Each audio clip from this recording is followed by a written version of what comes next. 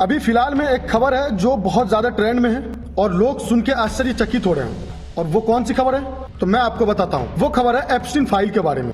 Epstein file और Jeffrey Epstein कौन है, ये खबर बहुत ज्यादा चर्चा में है। तो मैं आज आपको बताने वाला हूँ। जेफरी एप्स्टीन अमेरिका का एक उद्योगपति है, एक बहुत बड़ा पैसा वाला इंसान है। और वो इंसान इतने पैसे लाता कहां से है इसके बारे में किसी को पता नहीं है, लेकिन उनके पास अलेल पैसा है, बड़े बड़े लोगों से उनका संपर्क है।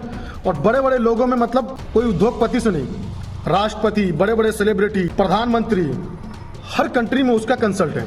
और वो व्यक्ति एक काला करतूत कर रहा है, उनके बारे में भी किसी को मालूम नहीं है।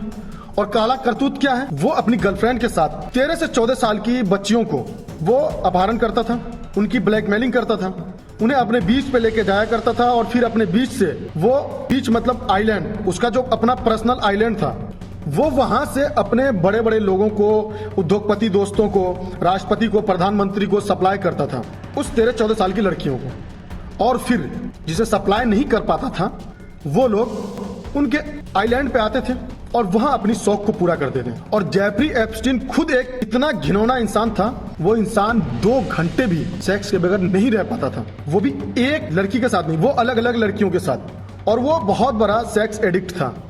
और यहां तक उसे ये भी आप कह सकते हैं चाइल्ड सेक्स अफेंडर भी था वो। जी हाँ, और वो व्यक्ति अरबों खरब पैसा कमा रहे हैं, कोई पूछने वाला नहीं है। लेकिन एक समय आता है 2008, जब उनके खिलाफ केस होता है, इसी सेक्स रैकेट में उसका नाम आता है, खुलासा होता है, फिर उनके खिलाफ एफआईआर होती है और उन्हें उम्र कैद का सजा होता है। लेकिन अपने पैसे और ताकत के बलबूते पर, अपनी पहुंच के ऊपर, वो अपनी उम्र कैद की सजा को मात्र 13 महीनों में तब्दील कर देता है और फिर वो जेल से बाहर आ जाता है। बाहर आने के बाद फिर उसे 2019 में अरेस्ट किया जाता है, उसे जेल भेजा जाता है। लेकिन 2019 में अरेस्ट करते ही उन्हें जब अमेरिका पुलिस उसे हिरासत में लेती है और उन्हें जेल में कैद करते हैं, तो ट्रायल से पहले उनकी आत्महत्या हो जाती है। लोगों ने कहा कि यह आत्महत्या नहीं, यह साजिश है। बड़े बड़े लोगों ने अपनी नाम सामने आ जाने के डर से उनकी आत्महत्या करवा दी जेल में। हकीकत भी यही था, इसीलिए उनकी आत्महत्या कर दी गई थी। यह कहानी तो वहां से खत्म हो चुकी थी, जेफरी एप्स्टीन मर गया, कहानी खत्म। लेकिन एक विक्टिम्स उनके खिलाफ, यानी जेफरी एप्स्टीन के गर्लफ्रेंड के खिलाफ केस किया और उन्होंने केस लड़ना शुरू किया। और जब केस लड़ना शुरू किया तो एक फाइल थी एप्स्टीन नाम से, उस फाइल को कोर्ट ने खोला। और खोलने के बाद उन्होंने जब उस फाइल को खोला तो लोगों के रोंगटे उड़ गए, होश उड़ गए।